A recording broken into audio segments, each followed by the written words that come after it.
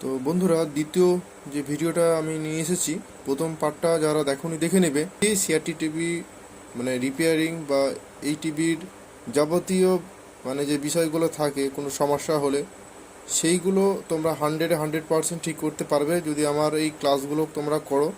আমি বেশ কয়েকটি পর্ব তোমাদেরকে দেব। তো তার মধ্যে প্রথম পর্ব অলরেডি আমি দিয়ে দিয়েছি।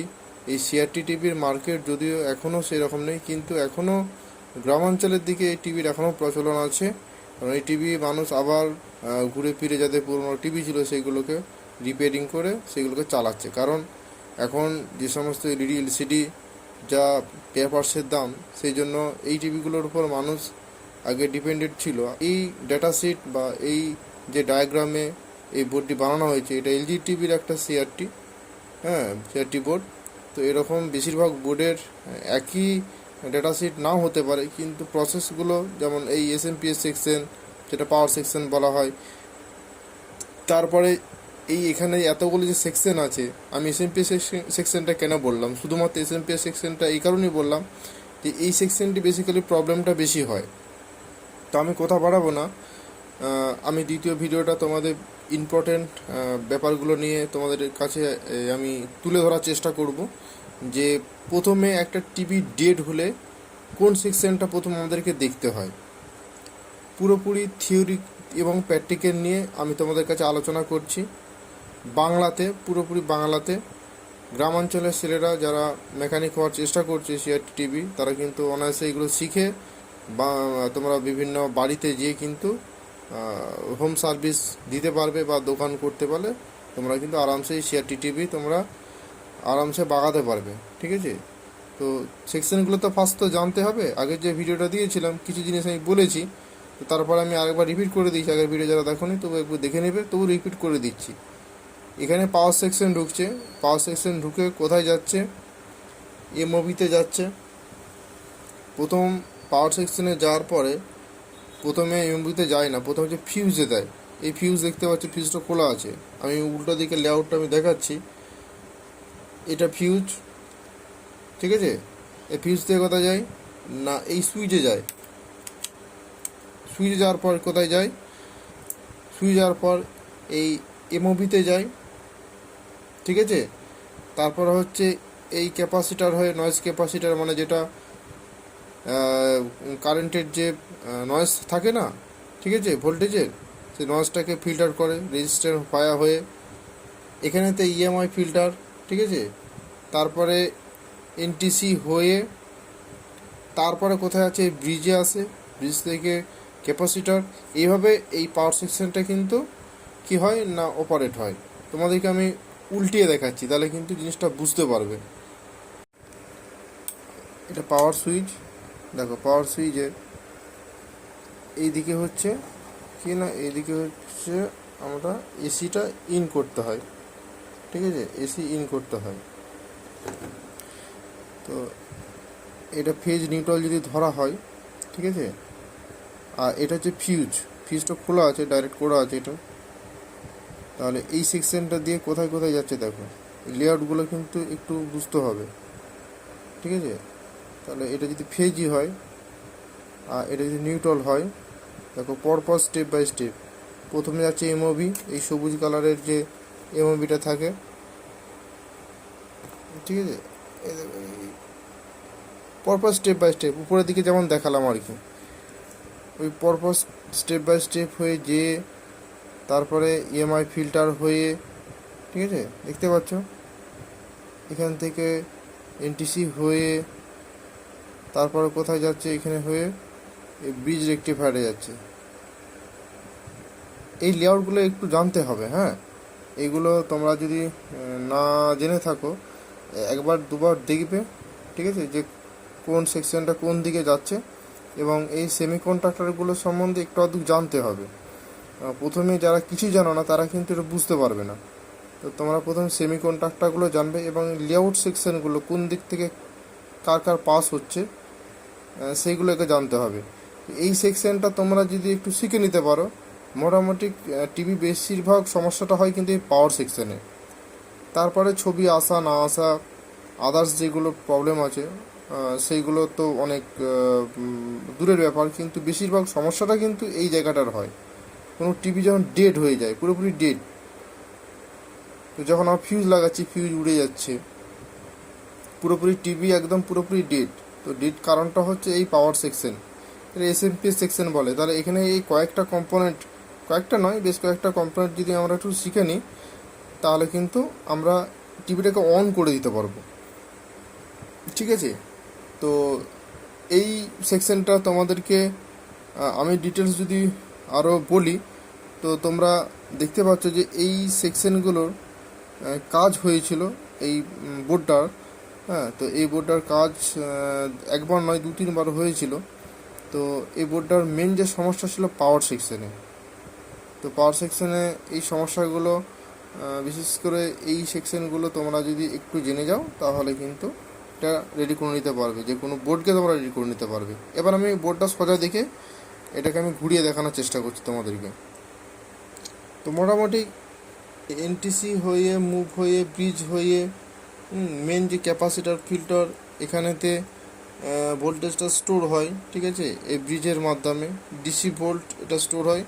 তবে কিছু জিনিস বলবো, যারা এই সমস্ত কাজ করার কথা চিন্তাভাবনা করছো, দুটো সতর্কতা অবলম্বন কিন্তু করতে হবে, 2-3টে সতর্কতা। যেমন হচ্ছে যে এসি লাইন দিয়ে কোনো রকমভাবে, মানে খুব সিনিয়র মেকানিক যারা তারাই করে, যারা নতুন শিখছো বা অল্প স্বল্প জানো, তারা এসি লাইন দিয়ে কোনো রকম কোনো কম্পোনেন্ট কিন্তু টেস্ট করতে যাবে না, প্রথম কথা। দ্বিতীয় কথা হচ্ছে তোমাদেরকে এটা আমার ভিডিওর প্রথম শুরুতেই বলা উচিত ছিল।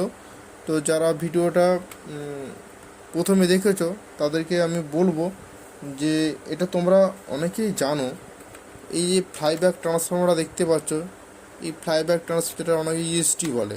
ঠিক আছে, তো এই ইএসটির এই কর্ডটা থেকে যখন আমরা পিকচার টিভিতে যখন এই এটাকে যখন সেট করি, তখন এর মধ্যে একটা মারাত্মক লেভেলের কিন্তু ভোল্টেজ কিন্তু আউটপুট হয়, মারাত্মক লেভেল, যেটা হাত দিলে কিন্তু বিরাট বিপদ হয়ে যেতে পারে। ঠিক আছে, তো এই সিআরটি থেকে তোমরা যখন খুলবে, অবশ্যই তোমরা যে সিআরটির যে গ্রাউন্ড থাকে, ঠিক আছে, সেই গ্রাউন্ডের সাথে এটাকে দিয়ে কিন্তু এর ভোল্টেজটাকে জিরো করতে হবে, মানে ডিসচার্জ করতে হবে। ডিসচার্জ করেই তবে কিন্তু তোমরা এই বোর্ড নিয়ে ঘাটাঘাটি করবে, তারাই কিন্তু করবে না। তো সিআরটি টিভির এই একটা সমস্যা বলা ভুল, এটা কিন্তু এই বোর্ডের ধর্ম। তো তোমরা কোনো একটা তার নিয়ে, তারের কোনো প্রান্তে হাত না দিয়ে, ঠিক আছে, বা মাল্টিমিটারের এরকম কর্ড নিয়ে, ঠিক আছে, গ্রাউন্ডে একটা কর্ড খুলে নেবে, খুলে নিয়ে গ্রাউন্ডে দিয়ে এটার সাথে, মানে এটাকে খুলে হাত দিবে না, মানে ওটার মধ্যে আস্তে করে ঢুকিয়ে এটার মধ্যে টাচ করলে কিন্তু ডিসচার্জ হয়ে যায়। তো এটা কিন্তু অবশ্যই করবে। ঠিক আছে, এটা করার পর যেটা করতে হবে, মারাত্মক আর একটা সমস্যা, এর মধ্যে মানে অনেক ভোল্টেজ স্টোর করা থাকে। ঠিক আছে, অনেকটা ভোল্টেজ স্টোর করা থাকে। তো এটা ক্যাপাসিটারটা দেখতে পাচ্ছ, বড় রঙের একটা ক্যাপাসিটার। ঠিক আছে, এটা প্রায় 400 মতন ভোল্টেজ, 350 মতন ভোল্টেজ কিন্তু এর মধ্যে স্টোর হয়। যদি কোনো রকম ওই অপোজিটের লেআউটে হাত পড়ে যায়, তাহলে কিন্তু হাত জ্বলে যেতে পারে, মারাত্মক কিন্তু শক নিতে পারে ডিসি হলেও। কারণ 50-এর উপর যখন ভোল্টেজ আমরা হাত দেবো কিন্তু শক নিতে বাধ্য। তো তাহলে এটাকে ডিসচার্জ করার উপায় হচ্ছে যে তোমরা কোনো ল্যাম্প নিয়ে, ঠিক আছে, সিরিজের ল্যাম্প নিয়ে এটাকে কিন্তু ডিসচার্জ করবে। এই সতর্কতা, 3টে সতর্কতা অবশ্যই ফলো করে তোমরা কিন্তু কাজে হাত দিবে, নচেত কিন্তু কোনোভাবেই তোমরা এই বোর্ড নিয়ে তোমরা কোনো রকম কাজ করতে কিন্তু যেও না। ঠিক আছে, এগুলো কিন্তু মনে রাখতে হবে। যারা ইলেকট্রনিক্সের কাজ করছো অবশ্যই তারা এই বিষয়গুলো মাথায় রেখে অবশ্যই কাজ করবে, আমি জানি। এবং ইলেকট্রনিক্সের কাজ করতে গেলে কোনো রকম মাটিতে যেমন পা টাচ না হয়, সেটা কাঠের টেবিলে হোক বা কোনো প্লাস্টিকের চেয়ারে হোক, যেমন কোনো রকম পা মাটিতে না পড়ে। শুধু এই টিভির ব্যাপারটা না, সেটি টিভির রিপেয়ারিংয়ের ব্যাপারটা না, যে কোনো ইলেকট্রনিক জিনিস চেয়ারে বসে তোমরা করবে, ঠিক আছে। তো এই সেকশনটা মোটামুটি তোমরা যদি একটু দেখে নাও, তো আমি বললাম এবার এই সেমিকন্ডাক্টরগুলোকে মাপা জানতে হবে। ধরো বেশিরভাগ ক্ষেত্রে টিভিটা ডেড হলে কি হয় না, হয় ফিউজটা কখন উড়ে, যখন লোড দিচ্ছে অথচ লোডটা এই দিকে হয়ে এই দিকে আসছে না, লোডটা কোনো একটা জায়গায় স্টপ হয়ে যাচ্ছে, তাহলে তো সেই ভোল্টেজটা তো পাস হতে পারছে না, ভোল্টেজ কারেন্ট পাস হতে পারছে না। তো কোনো জায়গায় ব্লক হলে, আমরা জমিতে যখন জল দিই, যদি কোনো একটা জায়গায় যদি বেঁধে দিই, তাহলে কী হবে, জলটা তো ব্যাক করতে শুরু করবে। তো সে ব্যাকটা কোন জায়গাটা, মানে কোন জায়গাটা বাঁধ পড়েছে, সেই বাঁধ জায়গাটাকে আমাকে ঠিক ঠিক করতে হবে। সেটা এন্টি মুভ হতে পারে, কোনো রেজিস্ট্যান্স হতে পারে, কোনো ক্যাপাসিটার, কোনো ডায়োড, বা কোনো ব্রিজ রেকটিফায়ার, কোনো একটা প্রবলেম কিন্তু হতেই পারে। তো সেটা জানতে গেলে তোমাদেরকে প্রথমত কী করতে হবে না, এই সেমিকন্ডাক্টরগুলো মাপা জানতে হবে।